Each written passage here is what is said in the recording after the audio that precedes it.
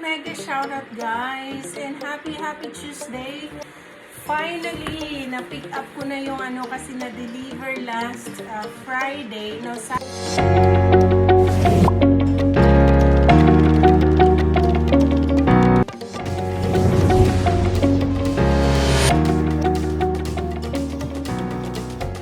ayan na guys, so i-open na natin.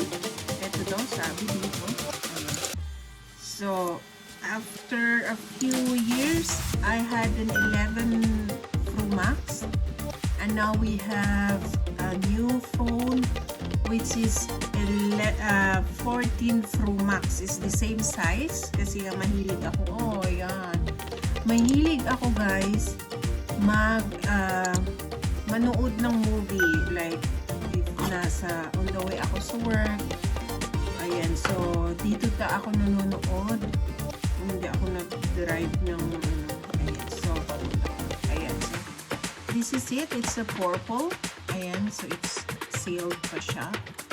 So ayan po siya. It's an iPhone 11 Pro Max. It's the same size ng ating old, which is iPhone 11 Pro Max. Ayan, sabi dito. Parating pa yung order ko na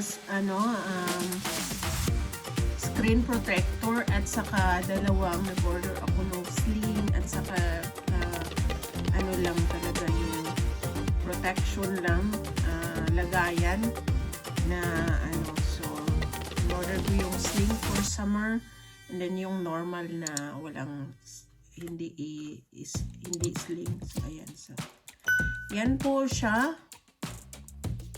Ayan, super ang kalat. Ang dami kong ano dito. Ayan, so that's really mukha ng iPhone. Ayan, dito yung button. So this is it. Normally, wala po siyang, ito lang po ang charger ng iPhone Pro Max guys. Wala po siyang yung head. Wala po siya. Ganun lang po siya. Ito lang. Kasi nung iPhone ko kasi at saka iPad ko, mayroon siyang ganito. Mayroon siya ganito. Pero ang iPhone Pro Max, ito lang siya. Wala siyang head. Wala siyang ganito. Pero I have two because of my iPhone 11 and my iPhone 11 Pro Max iPad pala. So I have two of this so I can use it. Because they are the same. USB-C na po siya. So they are compatible to use. Ayan, so this is from my iPhone, iPad, and iPhone. So ayan, so we are, nag-charge pala aking AirPod. We are so blessed and happy. After 4 years, alam niyo po, hindi po tayo basta-basta makapagbili guys ng iPhone dahil super mahal po ang iPhone, kaya 3 to 4 years talaga. So, I bought my iPhone 11 through, bago mag-iPhone 11 ako through, it's iPhone 8 Pro Max ako. And now, it's iPhone 14.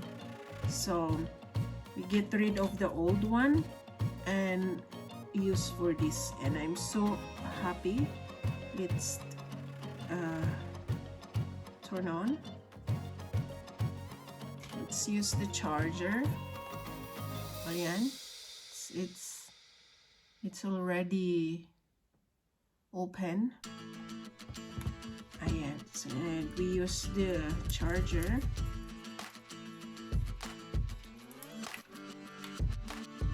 Hello. Sabi hello. Ayan. Hello in German. In different. So, we have two. Ayan. So, ganon siya. Ganon siya, guys.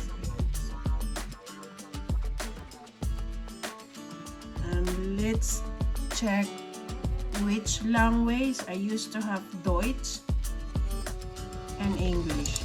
Both. Yes.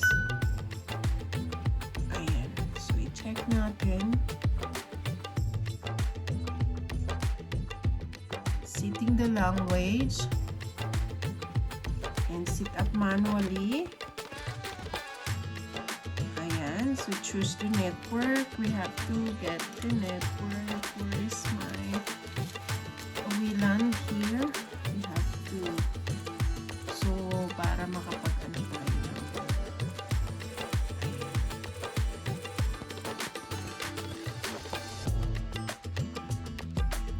Lagyan natin ng ano.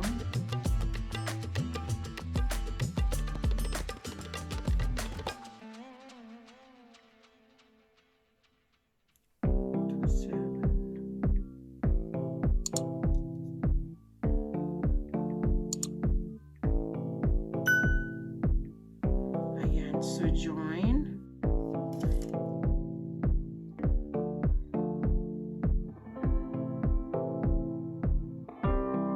Join the network. Ayan, so join. So tingnan natin. Ayan, so we are now connected in Wi-Fi, so we can continue. And now continue. It may take a few minutes to activate your iPhone. Sabi dito. Ayan, so let's wait. Ayan, next. Continue. Ayan, i-face natin. So, mag-ano tayo ng face.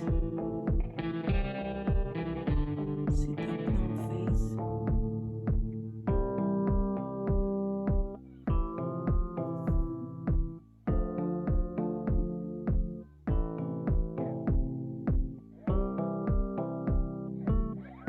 Ayan, so first is done already.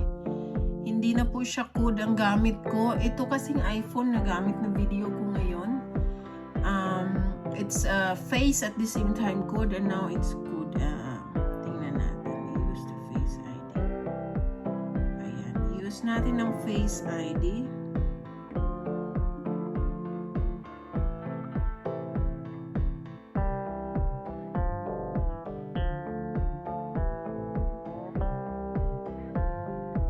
Ayan. Lingo-lingo ta diri guys. Ayan. Set up the face. So, it's already. Ayan.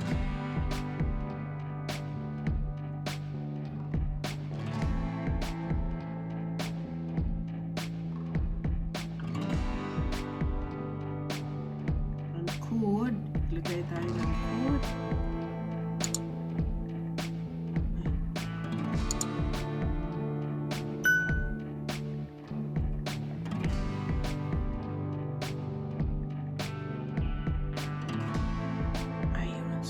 Up the code, so data and everything, and I will just use the old iCloud email, so it's all my files from the iPhone. The old iPhones will directly connect to this iPhone, so that's it.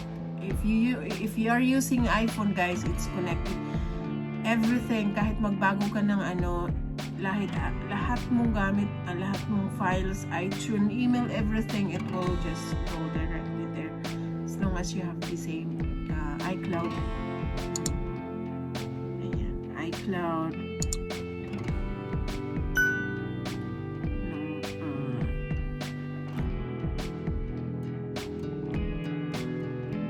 Ayan, so we use email.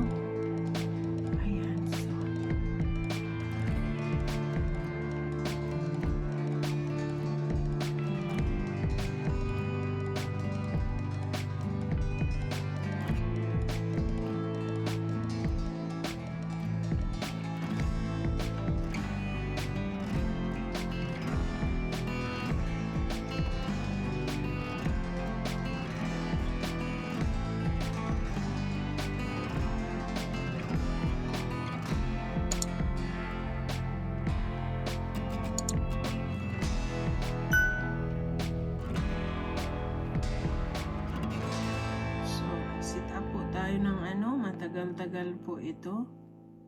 Set up tayo ng iCloud email. Ayan. So with the code, 2 factors of code, so we have to wait. antayin natin. Send yung code.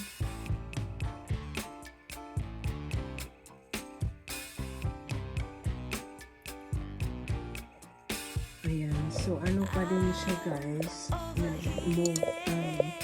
Transferring pa din siya. At ayan, nag-download siya for new software. Getting ready. Ang tagal pa nito. Kaya, patient is a virtue.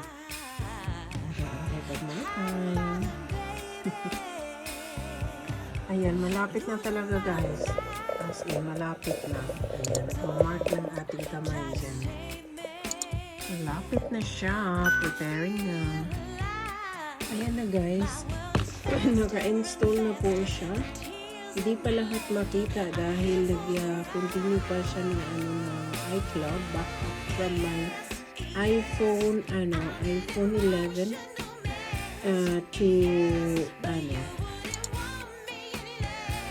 to here, from the old iPhone to here. Kaya ayan, naka-back up pa siya. Push na natin yan. So malapit na po yan siya So this is the same mukha ang lahat po mga apps ko from the iPhone 11, yung luma kong iPhone dito. It's transferring, nakita nyo naman na nag-load. So hindi pa po So eto na po, guys. Thank you for watching. Ito na ang ating iPhone 14 Pro Max bagong phone. Thank you for watching. And yeah. Ayan, guys, so tapos na po tayo, na siya. So most of my apps nag-download na dito. Still downloading kasi ang dami kong apps, nagba-back up lang ako from my iPhone 11. So thank you for watching, guys, and I'm so happy to have a new phone, especially ang dami nating mga video as a vlogger, as a creator, live streamer. Kailangan po natin ng malaki po. Ito po ay 500 gigabytes. And yung aking iPhone 11 Pro Max ay 256 gigabytes lang yun. And now we got 500 gigabytes for more space na malagyan ng videos and pictures for Reels and for YouTube. Thank you for watching. Bye-bye!